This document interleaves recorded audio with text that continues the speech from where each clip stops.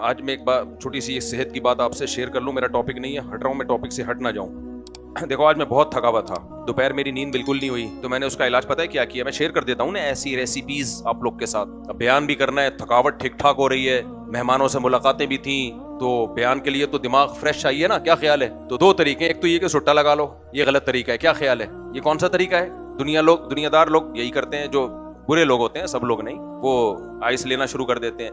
ایک طریقہ کیا ہے, میں نے اپنے بیٹے کو بھیجا جا بازار سے برف لے کر آ, وہ اتنا بڑا برف کا پیس لے کر آیا. اب میں آپ کو بتا رہا ہوں, ابھی میں فریش لگ رہا ہوں کہ نہیں لگ رہا, کہیں سے بھی تھکاوٹ نہیں ہے, اور 2-4 گھنٹے اسپیڈ کے ساتھ بول سکتا ہوں میں. تو میں نے تھکاوٹ ایسے دور کی ہے کہ میں نے اس کو بولا برف لے کر آ. گھر والوں کو پتا ہے یہ الٹے کام کرنے میں سب سے بڑا الٹا کام تو 4 شادیاں ہیں نا, اس کے بعد کیا رہ گیا؟ اب اس کے بعد کیا بدنامی کا خوف یار.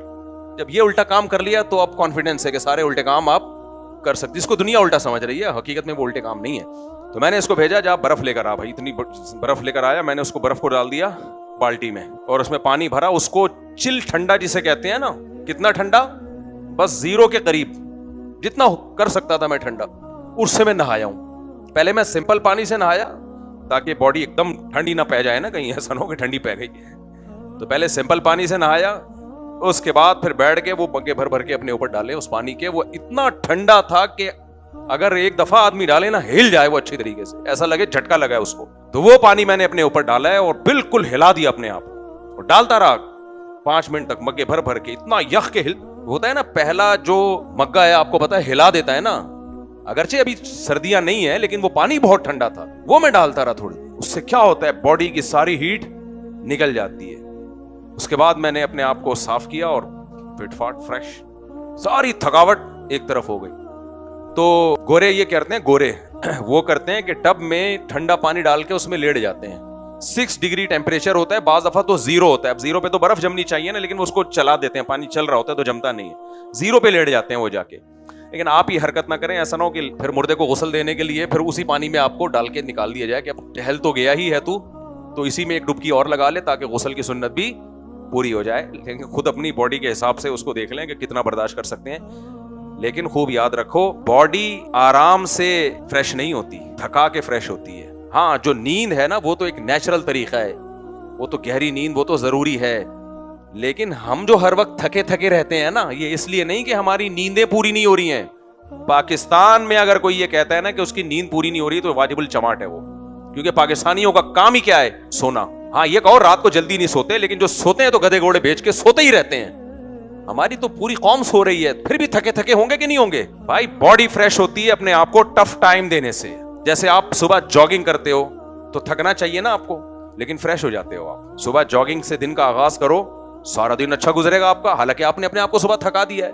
صبح جم جاؤ, ہونا تو چاہیے سارا دن تھکے نا, دماغ تھکا نہیں ہوگا. باڈی تھکی ہوگی, دماغ نہیں تھکے گا, دماغ فریش ہوگا.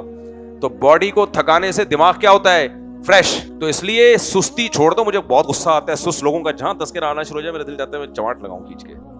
ہماری قوم میں سستی بہت زیادہ ہے میرے بھائی, یہ بہت بری حرکت ہے. اللہ کو سست لوگ پسند نہیں ہے. سست آدمی دنیا میں کسی کام کا نہیں ہوتا, دین پہ بوجھ ہوتا ہے, اسلام کو بدنام کرتا ہے, دینداروں کو بدنام کرتا ہے, داڑھی کو بدنام کرتا ہے, ٹوپی کو بدنام کرتا ہے. صحیح ہے نا, کیونکہ لوگ کہتے ہیں دیکھو یہ داڑھی ٹوپی والا کسی کام کا نہیں ہے. نہ یہ یونیورسٹی میں جب جائے گا تو پڑھائی میں اچھا ہوگا, مدرسے میں جائے گا تو وہاں بھی ٹائم برباد کرے گا, تبلیغ میں جائے گا تو تبلیغ والے بات بتاتے ہیں کم کھانا, کم سونا, کم باتیں کرنا. یہ کیا کرے گا, کم کے بیچ میں الف ڈال دے گا, کام کھانا, کام سونا اور کام باتیں کرنا. میں نے دیکھا ہے تبلیغ میں جو سست لوگ نکلتے ہیں تبلیغ کو بدنام کرتے ہیں, سوتے رہتے ہیں پڑے ہوئے. تعلیم ہو رہی ہوگی اس میں سو رہا ہوگا بیٹھا ہوا. گشت کے دوران ایسا لگ رہا ہوگا جیسے پولیس نے اس کو بھیجا ہے کسی کام سے. تبلیغ میں بھی 2 طرح کے لوگ ہوتے ہیں, ایک ایکٹیو لوگ ہوتے ہیں, جب گشت کرتے ہیں نکلتے ہیں ان کی ایک فکر ہوتی ہے یار ہم نے کسی طرح لوگوں کو اللہ کے راہ میں نکالنا ہے. ہمیں یاد ہے بچپن میں تبلیغی جماعتیں آتی تھیں, 3 دن جماعت ٹھہرتی تھی, پورے محلے کو ہلا کے جاتی تھی, وہ لگتا تھا کوئی جماعت آ کے ٹھہری ہے. اور اگر سست لوگوں کی جماعت آ جائے, پڑے ہوئے ہوں گے, صبح پھر اٹھیں گے, پھر وہ ایک روٹین کے تحت ایک فارمیلٹی پوری کریں گے اور ٹائم پورا ہوا اور پتلی گلی سے نکل گئے. تو چست آدمی ہمیشہ ہر جگہ کامیاب, سست صرف ایک جگہ کامیاب ہوا ہے, وہ میں بتاتا ہوں. انڈیا میں ایک جہاز کریش ہوا تھا, ایک سست خاتون لیٹ پہنچی تھی ایئرپورٹ. ظاہر ہے سست ہوگی نا جو لیٹ پہنچ رہی ہے, وہ بچ گئی. وہ الگ تھی اس کی بھائی. تو بعض دفعہ سست لوگ کامیاب ہو جاتے ہیں, چست ناکام ہو جاتے ہیں. جو ٹائم پہ پہنچ گئے وہ جہاز گرا, وہ بھی گئے بیچارے. لیکن بہرحال اللہ کو کیا پسند ہے. اچھا, ایسے واقعات سے ہمارے سست لوگوں کو موٹیویشن بہت ملتی ہے کہ یار دیکھو, اگر کامیابی چستی میں ہوتی تو وہ چست زندہ ہوتے اور سست نے مر جانا تھا, کیا خیال ہے. لیکن وہ سست لیٹ پہنچی, بچ گئی. جو چست ایک گھنٹہ پہلے سے پہنچے وہ سارے مر گئے. تو ایسے ہمارے سست لوگوں کو اس سے بہت پاورفل موٹیویشن ملتی ہے. میمز آتی ہیں نا, تو کسی نے اس میم بنائی ہوئی تھی کہ کہہ رہے یار کیا خوبصورت زندگی ہے, صبح صبح اٹھو, آفس جاؤ, شام کو تھکے ہوئے گھر آؤ. آخر میں کہتا ہے مجھے نہیں چاہیے یہ زندگی. آخر میں کہتا ہے ہمیں یہی چاہیے, صبح بھی پڑے رہو, شام کو بھی پڑے رہو. تو ایسا ٹاپک ہے نا چستی, میرا دل چاہتا ہے اسی پہ ساری زندگی بولتا رہوں بس. میں اس کا مطلب یہ نہیں کہ میں کوئی خود بہت ایکٹیو ہوں, لوگ سمجھتے پتہ نہیں حضرت کہاں پہنچے ہوئے ہوں گے. ہو سکتا ہے ہمارے اندر بھی کمزوری ہو, ہم بھی سست ہوں, لیکن کچھ چیزوں سے انسان کو محبت ہوتی ہے اور چاہتا ہے کہ وہ حاصل ہو جائے. تو اس لیے جس سے محبت ہوگی اس کا تذکرہ بار بار کرنے کا دل کرتا ہے کہ نہیں کرتا. تو میں نہیں کہہ رہا میں ایکٹیو ہوں یا میں چست ہوں, لیکن خدا کی قسم مجھے چستی پسند بہت ہے اور سستی سے مجھے نفرت بہت ہے. اس لیے جس طرح عامل لوگوں کو میں گالیاں دے کے ایک دم موٹیویٹ, اگر میں یخ ٹھنڈے پانی سے نہا کے آیا نا, کئی مگے ڈالتا رہا. ایک اور طریقہ بھی ایکٹیو ہونے کا, بیٹھتے ہی عاملوں کو گالیاں دینا شروع کر دو, اس سے بھی ایکٹیو ہو جاتا ہوں. بعض دفعہ یہ ہوتا ہے بیان میں مجھے دل نہیں لگ رہا, تو عاملوں کا گالیاں سے شروع, تو ایک دم آپ نے دیکھا ایک دم جسم میں ایسے جیسے سٹا لگا لیا. تو لیکن وہ پھر لوگوں کا نقصان ہوتا ہے, لوگ کہتے ہیں آپ بار بار ایک ہی ٹاپک کو لے کے چلتے ہو. تو اس لیے میں نے کہا ٹھنڈے پانی سے نہا لو, وہ گالیاں دینے سے فی الحال زیادہ بہتر ہے. تو دل چاہتا ہے چستی پہ ہی بیان کرتا رہوں, کیونکہ میں بار بار کہوں, اپنی تعریف نہیں کر رہا, میں بھی سست ہوں. میں جیسے ایکٹیو ہونا چاہیے نہیں ہوں میں, لیکن مجھے سستی سے نفرت ہے اور چستی سے محبت ہے. اس لیے دل چاہتا ہے چستی ہی پہ بیان کرتا ہوں, سست لوگوں کے خلاف بولتا رہوں اور کوڑے لگاؤں ان کو. تو وجہ کیا ہے میرے بھائی, پوری قوم تباہ ہو گئی ہے, ہماری پوری قوم تباہ ہو گئی ہے سستی میں. کوئی ٹاسک دے دو, کوئی کام دے دو, کرتے ہی نہیں ہے دل جمی کے ساتھ, فوکس ہی نہیں ہوتا. نوجوان کہتے ہیں پڑھائی نہیں ہو رہی. ابے تو فوکس کرے گا تو پڑھائی ہوگی نا تیرے سے. پڑھتے پڑھتے 100 دفعہ تو شارٹ موبائل دیکھے گا. یہ آپ دیکھ لو ذرا, جو بھی جا رہے ہیں, میں پہلے کوچنگ سینٹر جایا کرتا تھا, اس وقت موبائل نیا آیا تھا, پڑھائی کے دوران بھی موبائل, اور کہیں کام کے لیے بیٹھے, اب تو واکنگ کے لیے نکلتے ہیں نا, پارک میں واکنگ کے لیے. ڈاکٹر نے کہا تھوڑا ذہن فریش ہو جائے گا, واکنگ کرو, وہ بھی نہیں فریش ہوتا, بار بار کیا دیکھ رہے ہیں, موبائل. راتوں کی نیندوں کا بیڑا غرق کر دیا, ہر وقت موبائل, کوئی کسی کام میں فوکس ہی نہیں ہے. صحابہ تو ایسے نہیں تھے میرے بھائی, صحابہ بڑے چست تھے, بہت چست تھے. کسی چیز کو کوئی بھی کام جو ہے نا, دیکھو نبی کریم صلی اللہ علیہ وسلم نے حدیث جبرائیل جو ہے نا, حدیث جبرائیل, یہ اسلام کا ایک انٹروڈکشن ہے بہترین. صحیح بخاری, صحیح مسلم میں ایک حدیث ہے جس کو حدیث جبرائیل کہا جاتا ہے, اور اس حدیث کو اسلام کا ایک انٹروڈکشن کہا جاتا ہے. اس حدیث میں آتا ہے, موضوع سے میں ہٹ گیا ہوں لیکن تھوڑا سا میں اس کو کمپلیٹ تو کروں نا, ویسے بھی سست کے خلاف بولنے میں جب مزہ آتا ہے تو تھوڑا مجھے بھی مزہ آ جائے, کیا خیال ہے. حدیث میں آتا ہے, صحیح بخاری, صحیح مسلم کی حدیث کی تمام کتابوں میں یہ حدیث ہے. یعنی مطلب میرا یہ کہ صحیح ہونے میں بہت ہی اعلیٰ معیار کو پہنچی ہوئی ہے یہ حدیث. یعنی کہ کسی ضعیف ہونے کا دور کا بھی اس حدیث کا کوئی امکان نہیں ہے, اتنی یقینی سچی حدیث ہے. حضرت عمر رضی اللہ تعالیٰ عنہ کہتے ہیں, ہم بیٹھے ہوئے تھے نبی کریم صلی اللہ علیہ وسلم کی خدمت میں, اچانک ایک شخص آیا. ایک لفظ اس حدیث کا نہ پتہ ہے, اچانک کیا ہوا, ایک شخص نمودار ہوا. سیاب, سفید کپڑے, تو سواد الشعر, سیاہ بال. یعنی حضرت عمر ایک ایک چیز کو اہتمام کے ساتھ بیان کر رہے ہیں. یہ بھی نہیں کہ وہ مسافر ہو اور سفر کے کچھ نشانات نظر آ رہے ہوں. بھائی سفر ہوتا تو سفید کپڑے میلے ہو چکے ہوتے ہیں نا. لیکن عجیب بات یہ کہ ہم میں کوئی ان کو پہچانتا بھی نہیں ہے. اس زمانے یہ ممکن نہیں تھا کہ ایک آدمی مسافر بھی نہ ہو اور آپ اس کو پہچانتے بھی نہ ہو, کیونکہ گاؤں دیہاتوں اور چھوٹے چھوٹے شہر ہوتے تھے, سب جانتے تھے ایک دوسرے کو. کہتے ہیں ہم انہیں پہچانتے بھی نہیں ہیں اور سفر کے نشانات بھی نہیں ہیں, کوئی لباس پہ نظر آ رہے ہو یا بال پراگندہ ہو. ووضع کفیہ علی کفیہ, 2 زانوں نبی کریم صلی اللہ علیہ وسلم کے پاس آ کے وہ نوجوان بیٹھ گیا اور پھر نبی سے سوال پوچھا, اسلام کیا ہے. آپ نے فرمایا اللہ کے بارے میں گواہی دو کہ اس کے سوا کوئی معبود نہیں اور محمد صلی اللہ علیہ وسلم اللہ کے بندے اور رسول ہیں. وتقیم الصلاۃ, نماز قائم کرو. وتؤتی الزکاۃ, زکات دو.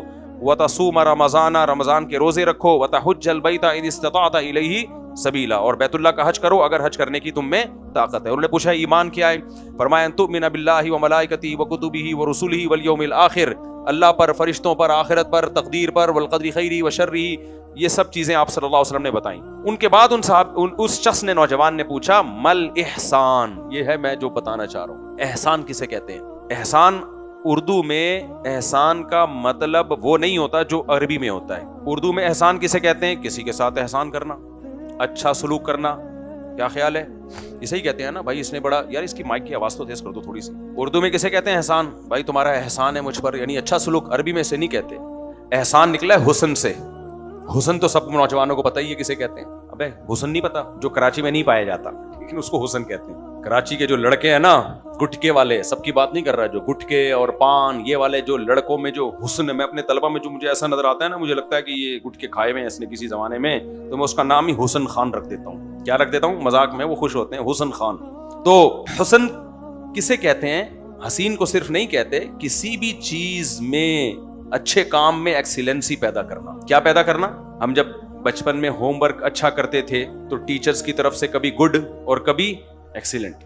کیا مطلب؟ بہت اچھے. صرف اچھے نہیں بھائی, بہت اچھے. اگرچہ ایسا بہت کم ہوا ہے لیکن بہرحال بہت اچھے. میرے ساتھ ایسا کم اس لیے کہ میں پڑھتا نہیں تھا, میرا دماغ لگتا تھا شرارتوں میں بہت زیادہ.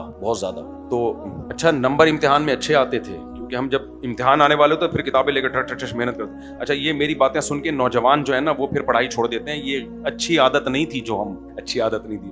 بعد میں انسان روتا. ہم تو پھر مدرسے کی طرف آ گئے نا, وہاں ہم نے پڑھ لیا. اگر مدرسے میں نہ آتے, ادھر کی پڑھائی بھی خراب, ادھر کی بھی, تو پھر کسی کام کا نہیں رہتا آدمی. وہ تو مدرسے میں تلافی ہو گئی, پھر اس میں تو اتنا پڑھنا پڑا ہے کہ آپ کی سوچ سے بھی زیادہ. تو ایکسیلنٹ, سمجھ میں آ رہی ہے بات؟ ایکسیلنٹ. یہ جو نہیں پڑھنے والے بچے نا, ان کو میں ایک بات کہتا ہوں کہ دوستیوں میں ٹائم برباد کرو گے نا, تو جب تعلیم نہ ہونے کی وجہ سے ناکام ہوگے نا, تو دوست بھی جائیں گے اور دنیا تو گئی تم سے. دین بھی گیا, دنیا بھی گئی. اور پڑھائی میں ٹائم لگا دیا نا ابھی, تو یہ دوست خود بخود تمہارے پیچھے آ جائیں گے. تو اس لیے جو پڑھائی کی عمر میں پڑھائی کو فوکس کرو.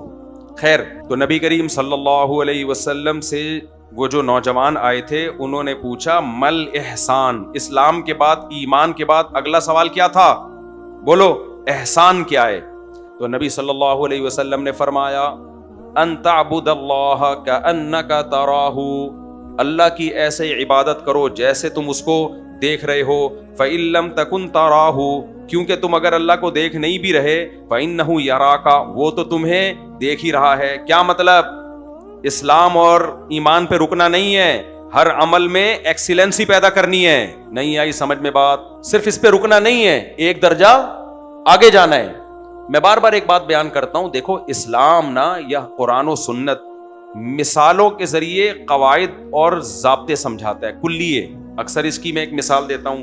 قرآن کہتا ہے ماں باپ کو اف نہ کرو, تو مطلب یہ اف نہیں ہے, مطلب ایک لا بیان کیا جا رہا ہے کہ ماں باپ کو تکلیف نہ دو. اس تکلیف میں برا بلا کہنا بھی آ سکتا ہے, گالیاں دینا بھی آ سکتا ہے, مارنا بھی آ سکتا ہے, اف کرنا بھی آ سکتا ہے, ان کی نافرمانی کرنا بھی آ سکتا ہے. اف تو ایک محض ایک ایگزامپل ہے. تو اس حدیث میں بھی جو نبی کریم صلی اللہ علیہ وسلم نے فرمایا کہ احسان یہ ہے کہ ایسے عبادت کرو جیسے اللہ تمہیں دیکھ رہا ہے, یہ استحضار کے ساتھ. تو مراد صرف نماز نہیں ہے, ہر عمل جو اللہ کی رضا کے لیے کیا جائے اس میں ایکسیلنسی مطلوب ہے. اتنا اچھا کرنا ہے اس عمل کو کہ اللہ کہے ایکسیلنٹ, بہترین, ویل ڈن, بہترین کام کیا تم نے. اب وہ نماز بھی ہو سکتی ہے, وہ صدقہ بھی ہو سکتا ہے, وہ تعلیم بھی ہو سکتی ہے. جو کام بھی اللہ کی رضا کے لیے کیا جائے گا اس کو دیکھو. میں ایک مثال دیتا ہوں. حضرت حذیفہ رضی اللہ تعالی عنہ کو نبی نے حکم دیا یہودیوں کی زبان سیکھو. تو حضرت حذیفہ کے لیے یہودیوں کی زبان سیکھنا عبادت بن گیا کہ نہیں بن گیا اس وقت جب نبی نے حکم دیا؟ نہیں آئی سمجھ بات؟ اب حضرت حذیفہ کہتے ہیں میں یہودیوں کی زبان سیکھنے میں جو ٹائم لگے گا وہ میں تہجد میں اور تلاوت میں لگاؤں گا, ثواب ملتا؟ بولتے کیوں نہیں. حضرت حذیفہ کہتے کہ یا رسول اللہ, آپ نے مجھے حکم دیا میں یہودیوں کی زبان سیکھوں, ایک تو غیر مسلموں کی زبان, میں تو عربی ہوں, مجھے تو عربی سے محبت, ہمارے باپ دادا کی زبان کیا تھی؟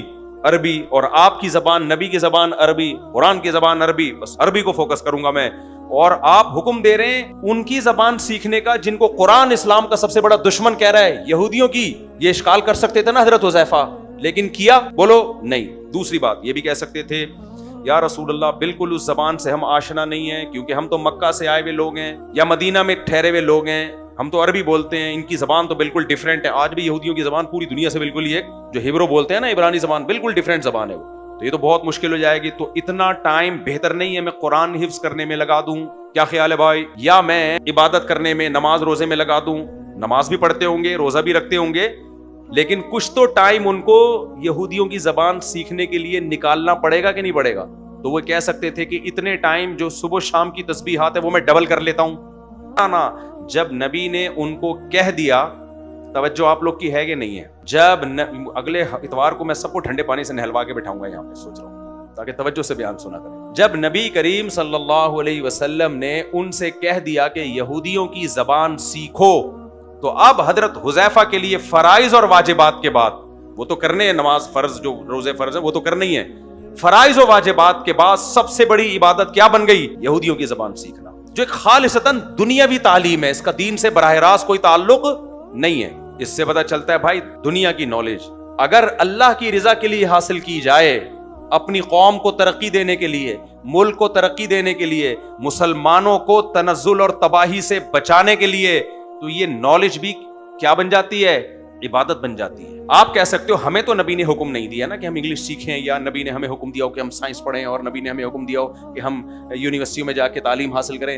ہمیں تو حضرت حذیفہ کو تو حکم دیا تھا، ہمیں تھوڑی حکم دیا ہے۔ یہاں پھر وہی اصول آ جاتا ہے کہ اسلام اور قرآن و سنت کی عادت ہے جزئیات کے ضمن میں کلیات بیان کرنا۔ گاڑی اردو ہے مگر یہ لفظ یاد رکھ لو، قرآن و سنت کی عادت ہے جزئیات کے ضمن میں بولو کلیات بیان کرنا۔ گاڑی اردو ہے لیکن یہ جملہ یاد کر لو، اس کا مطلب کیا ہے؟ قانون بیان کیا جاتا ہے لیکن قانون کی شکل میں نہیں، مثالوں کی شکل میں۔ سمجھ میں آ رہی ہے بات؟ کیوں؟ نبی کریم صلی اللہ علیہ وسلم ساری دنیا کے سارے انسانوں کے نبی ہیں، تھوڑے ٹائم میں قیامت تک کے قوانین بنا کے گئے ہیں، اس لیے نبی کی مثالوں ہی کو لاز قرار دے دیا گیا ہے، لا ہے، قانون ہے۔ حدیث میں آتا ہے اللہ نے مجھے جامع کلمات دے کے بھیجا ہے۔ وہ جامع کلمات کیا ہیں؟ آپ کسی فرد واحد کو کسی بات کا حکم دے رہے ہوں گے، وہ قانون بن گیا، صحیح ہے نا؟ قیامت تک کے لیے ہر شخص کے لیے یہی حکم ہے۔ تو اب جب نبی نے حضرت حذیفہ کو فرمایا کہ تم عبرانی زبان سیکھو، یہودیوں کی زبان سیکھو، تاکہ ہم یہودیوں کی سازش سے بچیں۔ کس سے بچیں؟ ہم ہمارے خلاف پلاننگ نہ کر سکیں۔ تو یہ صرف حضرت حذیفہ کو نہیں، قیامت تک آنے والے تمام اہل اسلام کو حکم ہے کہ کوئی بھی ایسی نالج جس کے ذریعے ہم کسی کی سازش سے بچ سکتے ہیں، اپنے آپ کو اسٹیبل کر سکتے ہیں، ہم پاورفل بن سکتے ہیں، وہ تمام کی تمام نالج اسی حدیث کے تحت ان کا سیکھنا بھی کیا بن گیا؟ بولو نہیں یار، جملہ تو کمپلیٹ کر لو میرے بھائی، عبادت بن گیا۔ وہ کیا بن گیا؟ عبادت بن گیا۔ فرائض واجبات کے بعد ان علوم کو سیکھنا بھی کیا ہے؟ عبادت۔ حتیٰ کہ نبی نے یہاں تک فرمایا کہ جو صرف تجارت کرتا ہے نا، پیسے کماتا ہے، اس بیس پہ کہ بھیک نہ مانگے۔ اسلام بھیک مانگنے کو پسند کرتا ہے؟ نہیں۔ تو اب آپ نے کہا یار اللہ کو اپنے سامنے ہاتھ پھیلانے کے علاوہ کسی کے سامنے ہاتھ پھیلانا پسند نہیں ہے، میں اس لیے پیسہ کماؤں گا تاکہ میں صرف اللہ سے مانگوں، کسی سے نہ مانگوں۔ تو اس کا مطلب آپ پیسہ اس لیے کما رہے ہو کہ اللہ جو چاہتا ہے کہ آپ ہاتھ نہ پھیلائیں، آپ اس کی چاہت کو پورا کرو۔ تو نبی نے کیا فرمایا کہ ایسا ایماندار تاجر قیامت کے دن پیغمبروں کے ساتھ ہوگا۔ کتنی بڑی عبادت بن گئی کہ نہیں بن گئی ہے؟ کچھ بھی نہیں ہے، صرف مقصد ہے کہ لوگوں کے سامنے ہاتھ نہ پھیلانا پڑے۔ جس کی طبیعت میں استغنا ہوتا ہے نا، خدا کی قسم اسے کسی سے مانگتے ہوئے جو موت آتی ہے نا، ذلت محسوس ہوتی ہے، بشرطے کی غیرت ہو، وہ ڈوب کے مر جائے گا، وہ کہے گا یار میں کیسے ہاتھ پھیلاؤں۔ ہمارے حضرت نے ہماری تربیت کی کوشش کی، ہم تو نہیں بن سکے۔ میں اپنا کئی دفعہ واقعہ سنا، اپنے واقعے سے شو مارنا مقصد نہیں ہوتا، اللہ کی ہم پہ نظر نہ، ہم تو 2 ٹکے کی ہماری حیثیت نہیں ہے۔ کچھ کام اللہ ایسے کرا دیتا ہے کہ چلو لوگوں کو بتا دیں کہ شاید موٹیویشن مل جائے۔ آپ کو پتا ہے میں شادیوں کا کتنا شوق ہے مجھے، ہے نا؟ میری جب تیسری شادی ہونے والی تھی نا، میری عمر ہوگی اس پہ 2011 یا 10 کی بات ہے، 8 سے 17 سال پہلے، کتنا جوان ہوں گا اس وقت میں، تو شوق کتنا تھا، بہت اچھا رشتہ تھا، خوشی سے مجھے رات کو نیند نہیں آئی، صبح شادی ہونے والی ہے، لوگ تو کہہ رہے ہوں گے شرم کرو، لیکن بہرحال میں نہیں کر رہا شرم۔ خیر، صرف اس پہ ہمارا رشتہ ٹوٹا ہے۔ آدھا تولہ سونا مہر میں زیادہ مانگ، آدھا یا 1.5 تولہ، اور اس وقت وہ 35-40 ہزار روپے مجھے اضافی دینے پڑ رہے تھے۔ نہیں آئی سمجھ میں بات؟ کتنے دینے پڑ رہے تھے؟ 35 سے 40 ہزار مجھے اضافی، جو میرے پاس تھے نہیں۔ اور میں نے جو کیلکولیشن کی ہوئی تھی اس حساب سے میرے لیے منتھلی بچانا بھی ممکن نہیں تھا وہ اس وقت، میرے پاس 100 راستے تھے, میں کسی کو بھی فون کرتا, اتنے چاہنے والے تھے, 50,000 لاکھ روپے لا کے مجھے پکڑا دیتے. لیکن میں نے یہ سوچا اگر میں 1 مہینہ کا بھی ادھار لیتا ہوں تو اگلے مہینے میں یہ پے کیسے کروں گا؟ کیا خیال ہے میں یہ پے کیسے کروں؟ میں نے کہا نہیں کروں گا. جاؤ. انہوں نے کہا کہ آپ لے لیں کسی سے ادھار. میں نے کہا لوگوں کے گھر میں کھانے کو روٹی نہیں ہے, ہم تیسری شادی کے لیے کیا لے رہے ہوں؟ یہ عزت رہے گی سوسائٹی میں؟ بولیں گے مولوی صاحب ہماری ایک نہیں ہو رہی اور تم تیسری شادی کے لیے ادھار لیتے پھر رہے ہو. میں نے کہا میں تو اپنی نظروں میں گر جاؤں گا بھائی. انہوں نے کہا یار آپ کے اتنے تعلق ہیں. میں نے کہا بھائی وہ تعلق دین سیکھنے کے لیے ہیں, لوگوں سے پیسے مانگنے کے لیے نہیں ہے. دے دیں گے مجھے پتا ہے. یا تو ایسا ہوتا ہے نا کبھی آپ ہوٹل میں کھانا کھانے گئے, آپ کی جیب میں پیسے نہیں, یار تو دے کل میں تجھے دے دوں گا, پتا ہے پیسے پڑے ہوئے ہیں یا اگلے مہینے تنخواہ ملے گی, وہ تو ایک دوستی یاری میں ہوتا ہے. لیکن مجھے پتا تھا یار نیکسٹ منتھ میں نہیں ادا کر سکتا اس کو, تو میں کیوں کسی سے بھیک تو مانگنی نہیں ہے, ادھار لینا ہے تو ادھار دینے کی طاقت تو ہو نا, کیسے دوں گا؟ میں نے انکار کر دیا اسے. میں نے کہا نہیں ہو سکتا, امپاسبل. بہت انہوں نے اصرار کیا, میں نے کہا نہیں ہو سکتا بھائی. تو یہ میں شو مارنے کے لیے نہیں سنا رہا, اللہ نے ستاری کا معاملہ کیا ہوا ہے, ہر شخص کے عیبوں پہ پردہ ڈالا ہوا ہے, صرف موٹیویشن کے لیے, بتانے کے لیے کہ بھائی لنقل, ہم اپنے حضرت سے سنتے تھے لنقل الصخر من قلل الجبال احب الی من منن الرجال. کیا شعر ہے, مزہ آتا ہے خدا کی قسم. ہمارے حضرت شعر پڑھتے تھے لنقل الصخر من قلل الجبال. قلل کہتے ہیں پہاڑوں کی چوٹی. غیرت مند آدمی کہتا ہے پہاڑوں کی چوٹی پہ جا کے پتھر اٹھا کے لانے کی مزدوری یہ مجھے قبول ہے اور یہ مجھے آسان لگتی ہے بنسبت اس کے کہ میں مخلوق کے سامنے ہاتھ پھیلاؤں کہ پیسے دے دو. یہ کہا کہ پتھر اٹھا لوں گا پہاڑوں پہ چڑھ کے, اٹھا کے نیچے لے آؤں گا, یہ مزدوری کر لوں گا. آسان کام ہے پہاڑوں سے پتھر لانا. لیکن کسی کے سامنے یہ کہنا کہ پیسے نہیں ہے, کیا دے دو, پیسے دے دو. کہا یہ نہیں ہوتا. من الرجال, کسی کا احسان قبول کرنا نہیں ہوتا ہم سے. شاعر کہہ رہا ہے. تو اللہ ہماری یہ سوچ بنا دے. کیا خیال ہے بھائی, یہ سوچ بنا دے اللہ ہماری. اس لیے ہمارے حضرت فرماتے تھے اپنی بیماری کو بھی چھپایا کرو. ابھی میرے 3 ہفتے کمر میں درد رہا ہے نا, آپ نے محسوس کیا میری کمر میں درد تھا جب میں بیان کے لیے آتا تھا. پہلے ٹریننگ کرتا تھا کمر سیدھی کرنے کی کہ یار یہاں پہنچو پتہ نہ چلے کمر میں درد ہے. 3 ہفتے گزر گئے آپ کو, حالانکہ بیڈ سے چپکا ہوا تھا. میں ہاسپٹل جب گیا ہوں نا تو میں نے کہا پبلک کو نہیں پتا چلے کہ کمر میں درد ہے, تو ایسے ٹش پش کر کے بڑی مشکل سے سیدھا ہو کے جاتا تھا, پھر وہاں جا کے ٹیڑھا ہو جاتا تھا. کیونکہ لوگ فون کر کے پوچھ رہے ہیں ہائے افسوس کر رہے ہیں ہائے آپ کی طبیعت خراب, بڑا ترس آ رہا ہے. نہیں بھائی نہیں ہے, ہماری جو پریشانی ہے کس کے سامنے ہے, اللہ کے. لوگ ہم پہ ترس نہ کھائیں, کائنڈلی یہ نہ کریں پلیز. لوگوں کے سامنے خوش رہو, ہنستے بستے رہو, ڈرو اس سے, ٹھیک ہے نا, ترس نہیں کھاؤ. تو اللہ بچا کے رکھے, لوگوں کا محتاج ہونے سے اللہ تعالی ہم سب کو بچائے. باقی یہ تو عمر کے ساتھ سب کچھ ہوگا بھائی, بیماریاں بھی آئیں گی, پریشانیاں بھی آئیں گی, اللہ ہم سب کو بچا کے رکھے. لیکن مخلوق تم پہ ترس کھائے. ایک شاعر نے کہا ہے رحموتو کا خیر من رحموتی. کہا کہ دیکھو لوگ تم سے ڈریں یہ بھی برا ہے, ظالم سے ڈرتے ہیں نا لوگ, اور تم پہ ترس کھائیں یہ بھی برا ہے. لیکن تم سے ڈریں یہ کم برا ہے, تم پہ ترس کھائیں یہ زیادہ برا ہے. یعنی تم ظالم بن جاؤ, لوگ تم سے ڈرنا شروع کر دیں, یہ بھی برا ہے. لیکن اس سے کم برا ہے کہ تم مظلوم بن کے لوگ تم پہ ترس کھانا شروع کرتے ہیں, ہائے بیچارہ ہے. تو غیرت آدمی کو اس سے بڑی غصہ آتا ہے, کیوں ترس کھا رہا ہے میرے اوپر. اپنے غم اللہ کے سامنے بیان کرو. باقی زیادہ فنٹر بننے کی بھی کوشش نہ کرے آدمی. اگر کوئی پریشانی کسی کے ساتھ شیئر کرنے سے فائدہ ہو سکتا ہے تو پھر اس کے ساتھ شیئر کرنی چاہیے. میں تو پبلکلی بات کر رہا ہوں نا. اب آپ کے پیٹ میں درد ہو رہا ہے یا آپ کا گردہ ہی خراب ہو گیا, اب آپ کو ڈاکٹر کے پاس تو جانا پڑے گا نا, ڈاکٹر صاحب اس کو سیٹنگ کرو, گردے کی تکلیف بھی ہوگی. آپ ڈاکٹر کے سامنے فنٹر بنے ہوئے, ہمیں کچھ نہیں ہے, ہم تو کوئی گردہ وردے سے کوئی مسئلہ نہیں ہے, ہمارا گھٹنے میں درد ہو, ہمیں تو کوئی ٹینشن نہیں. وہاں تو جا کے بتاؤ, یا اپنے کسی خاص دوست کو جس سے آپ بے تکلف ہو اس کے ساتھ اپنی پریشانی کو شیئر کرو. بلکہ وہ کرنی چاہیے, کیونکہ اپنے خاص ریلیٹیو کے ساتھ پریشانی شیئر کرنے سے یہ ایک حقیقت ہے کہ آپ کا غم ہلکا ہو جاتا ہے. اپنے خاص لوگوں کے ساتھ, پبلک کے مت کرو. پبلک میں یہ لوگ ترس کھائیں. میں نے تو لوگوں سے کہا ہے اللہ نہ کرے میں مر جاؤں, ویسے تو مروں گا ایک نہ ایک دن, اگر جلدی مر جاؤں تو فوراً کفن دفناؤ. یہ جو پبلک میں لا کے کیش کرایا جاتا ہے نا, ہائے وہ, اور پھر مضامین آ رہے ہیں ہائے چلے گئے, اب ہم شادیاں کیسے کریں گے, ہائے ہمارے تو کمارا بنا چھوڑ دیا, ابھی تو میں نے ابا سے بات کروانی تھی مفتی صاحب کی فون پہ, مفتی صاحب کو میں نے بولنا تھا, آپ پہلے ہی چلے گئے, خود 4 کر لی, ہماری ایک بھی نہیں کروائی. ایسے ہی باتیں, لوگ ترس کھا رہے ہو, حضرت جی یہ تھے, حضرت جی بس کرو یار. بہت سارے مارکیٹ میں حضرت جی آئے ہیں, مارکیٹ سے کوئی حضرت جی نہیں گئے, بہت سارے حضرت جی آئیں گے مارکیٹ سے. کیا ہو گئے, بڑے بڑے علماء دنیا سے چلے گئے. شریعت کا حکم ہے جب کوئی جائے تو تماشے مت کرو. یہ اجمیوں میں بدعت ہے, عربوں میں نہیں ہے. یہ جب بھی کوئی دنیا سے جائے غسل کفن دفن, اور اس کے لیے پوری زندگی دعائیں بس. یہ اخباروں میں لانا اور جنازے کی کوریج اور یہ بھائی اسلام میں پسندیدہ نہیں ہے. کوئی نیا کام نہیں ہوا, دنیا سے سب نے جانا ہے. مارکیٹ سے ایک اور بندہ کیا ہو گیا, شارٹ, کوئی مسئلہ نہیں ہے, کوئی نیا کام تھوڑی ہوا ہے. خیر ہمارے حضرت نے وصیت کی تھی میں جیسی مر جاؤں نا فوراً دفنانا ہے اور میرے گھر میں آگے ڈیرے ڈال کے نہیں بیٹھنا تعزیت کے نام. ڈانٹ لگائی بھی تھی وہیں سے پتلی گلی سے نکلنا. سے تمبو لگتے ہیں, کئی دنوں تک تعزیتی پروگرام چلتے ہیں. جو میزبان ہے وہ کہتا ہے بھائی تو مر گیا, اوپر سے ہمارے لیے مصیبت کھڑی کر گیا. تو خیر میں جلدی سے بات کو سمیٹوں تو حضرت حذیفہ کو نبی نے ٹاسک دی کہ کیا سیکھنا ہے, یہودیوں کی زبان. کیا خیال ہے؟ تو اب حضرت حذیفہ نے یہ کام عبادت سمجھ کے کیا, صحیح ہے نا. اور عبادت کے بارے میں نے بتایا قرآن کیا کہتا ہے کہ نماز میں ایکسیلنسی کیسے ہے, کہ ایسے کہ اللہ تمہیں دیکھ رہا ہے. تو یہ نماز تو ایک سائن ہے, علامت ہے. ہر کام جو اللہ کی رضا کے لیے کیا جائے گا ایسے کیا جائے گا جیسے اللہ ہمیں دیکھ رہا ہے, پورا فوکس. تو حضرت حذیفہ نے مکمل فوکس کیا اور ابو داؤد کی روایت ہے, کہتے ہیں میں نے 15 دن میں ان کی زبان سیکھ لی. ہو سکتا ہے بہت ایکسپرٹ نہ ہوئے ہوں, مجھے معلوم نہیں ہے کہ وہ بہت ایکسپرٹ ہو گئے تھے یا نہیں ہوئے, تو مجھے نہیں پتا. لیکن جب حضرت حذیفہ کہہ رہے ہیں میں نے سیکھ لی, اس کا مطلب بیسک تو سیکھ چکے تھے نا وہ. آج 15 دن میں کوئی سیکھ لیتا ہے؟ پتہ ہے کیوں نہیں سیکھتا؟ کوئی زبان سیکھنے کے لیے بیٹھے گا نا, پہلے تو بیٹھے گا ہی نہیں, 6 مہینے بیٹھنے میں لگا دے گا وہ. 6 مہینے کس میں لگائے گا؟ بیٹھنے. کل سے انشاءاللہ میں فرینچ سیکھنا, ہم بھی ایسے ہی ہیں. میں یہ جو باتیں کر رہا ہوں ہم سب ایک ہی جیسے ہیں, ہم سب پاکستانی ہیں نا, تو ہمارے ڈی این اے میں سستی ہے.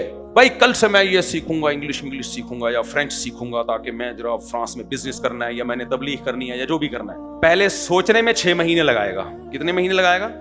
کیونکہ جب سوچنے بیٹھے گا ایک ویڈیو آ جائے گی شارٹ پہ, کوئی میم آ جائے گی, کوئی لطیفہ آ جائے گا, کوئی ڈانس کرتی ہوئی لڑکی آ جائے گی, اس کو دیکھنا.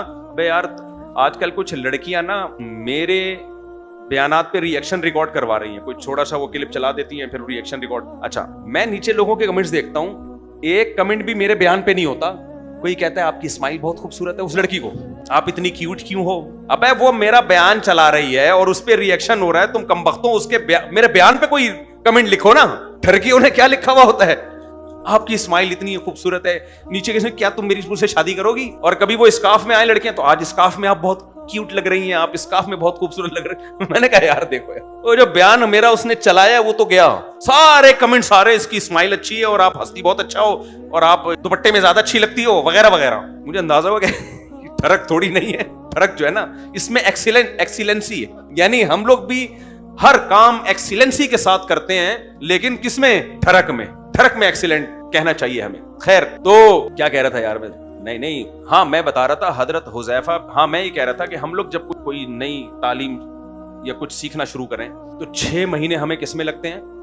سوچنے میں. مثلا 1 لاکھ لوگوں نے پاکستان میں فیصلہ کیا کہ اب ہم ایک نئی زبان سیکھیں گے, تو 1 لاکھ میں 6 مہینے تو ان کو سوچنے میں لگیں گے. اس میں 50,000 بیچ میں ویسے ہی انتقال ہو چکا ہوگا, یا تو ان کا یا وہ کوئی بیماری آ گئی ہوگی یا مصروفیت اتنی دوسرے کاموں میں کہ وہ جذبہ ان کا ختم. آدھے رہ گئے, تو آدھوں میں جو ہے پھر وہ کب سے وہ پھر سوچیں گے چلو اب سیکھنا ہے. اب پلان بنانے میں کتنے مہینے مزید چاہیے؟ 6 مہینے. پلاننگ کرتے کرتے 25,000 رہ جائیں گے اس میں. پھر 6-7 مہینے ان کو چاہیے کہ کہاں سے سیکھیں. چلو ہم نے فیصلہ کر لیا اب تو کرنا ہے. یعنی آخری اسٹیپ یہ ہے کہ اس انسٹیٹیوٹ سے یا اس ٹیچر سے ہم نے پڑھنا ہے, اس کے بعد جو وہ کام دے رہا ہے وہ نہیں ہوگا. کلاسز میں ناغا ہونا شروع ہو جائے گا. آج نانی کا انتقال ہو گیا, پھپھی کا انتقال ہو گیا, آج فلانا کا مسئلہ ہے, ڈمکانے کا مسئلہ ہے, یہ مسئلہ ہے, وہ مسئلہ ہے. ابے جو کام 2-4 مہینے میں ہوتا 10-15 سالوں میں جا کے ہوتا ہے. اس لیے میں کہتا ہوں یہ سستی جو بار بار کرتا رہتا ہوں نا. تو میں نے جب یہ حدیث پڑھی ہے حضرت حذیفہ بن یمان کی, میں نے کہا یار اللہ نے جو ان کو سپیریئر بنایا نا, 23 سال میں نبی نے ایسی ٹیم تیار کی تھی 23 سال میں کہ اگلے 23 سال میں روم اور فارس کی طاقتوں کو ختم کر چکی تھی. وہ بڑی بڑی سپر پاور کو 1000 سال سے چراغ جل رہا تھا کسرا کے محل میں, 1000 سال سے. یہ اس کی علامت تھی کہ جب تک یہ جلتا رہے گا ہماری پاور ختم نہیں ہو. اس 1000 سال کی اسٹیبل گورنمنٹ کو کیسا قدموں سے ٹھوکر سے اڑایا ہے, اس لیے کہ ان کا فوکس سستی نہیں تھی, چستی تھی. جب کسی کام کو فوکس کرتے تھے اس کو پایا تکمیل تک پہنچاتے. حضرت معاویہ نے پہلا بحری بیڑا بنایا ہے. پہلی دفعہ بحر سمندر کی جنگ آسان کام ہے, پورا بحری بیڑا تیار کر کے ملک. آپ جب جاؤ تو سمندر پہ کیسا خوف آتا ہے. اتنی بڑی جبل الطارق کو دیکھ لو نا, جبل تک طارق بن زیاد, یہ کوئی پچھلے سال کی بات نہیں ہے. 1300 سال پرانا واقعہ ہے جبل الطارق کا. 1300 سال پہلے یورپ میں جبل الطارق, جس کو آج جبرالٹر کہا جاتا ہے, پہنچ چکا تھا وہ. یار یہ ایسا تھوڑی تھا. محمد بن قاسم, یہ جو طارق بن زیاد تھا جبرالٹر پہ, اور محمد بن قاسم 17 سال کی عمر میں دیبل فتح کیا اس نے. یہ جو سندھ فتح ہوا ہے نا, کتنے سال کی عمر میں؟ جب بنٹے کھیلنے کی عمر ہوتی ہے ہماری. 17 سال کی عمر میں دیبل فتح کر چکا تھا اور ملتان تک اس کی فوجیں پہنچ چکی تھیں. اور آپ کو پتا ہے جب اس کو کمانڈر نے, اس سے بڑے کمانڈر نے جو سندھ کا نقشہ دیا نا, کیسے پہنچا ہوگا سندھ؟ گوگل میپ تھوڑی تھا. ارے بصرہ یا کوفہ سے ایک بندہ چل رہا ہے اور پہنچنا کہاں ہے؟ سندھ.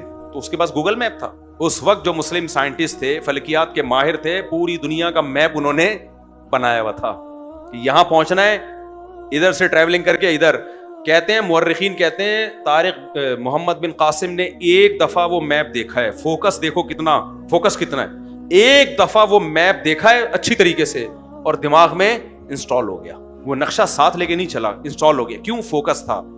آج اگر کوئی میپ دکھایا جائے دیکھے گا, پھر ویڈیو دیکھے گا کوئی کہ آپ کی اسمائل بہت اچھی ہے, آپ دوپٹہ لے تو اور خوبصورت لگیں گی, اس کے بعد تو رہے گا فوکس. ابے تم ایک کام تو ڈھنگ سے کر لو. میں نہیں کہہ رہا موبائل مت دیکھو, کوئی ٹائم رکھ لو نا, اس وقت بیٹھ کے دیکھ لیا کرو یار. لڑکیاں نہیں, اس کے علاوہ کی بات کر رہا ہوں. آپ کے مجھ سے آپ کہنا چاہیے ایک خاص ٹائم پہ دیکھ لیا کرو جا کے. تو میرے بھائی آج یہ فوکس گوروں کے پاس تو ہمیں ملتا ہے, تبھی اللہ نے ان کو دنیا کا امام بنا دیا, اور ہم منہ کے فائر کے علاوہ ہمارے پاس بچا کچھ نہیں, فائر کلر. تو میمز میں ہم ماشاءاللہ ماسٹر ہیں, ایسی ایسی میمز بنا رہے ہیں کہ گورا بھی حیران ہوتا ہے یار, میرا دماغ بہت چلتا ہے.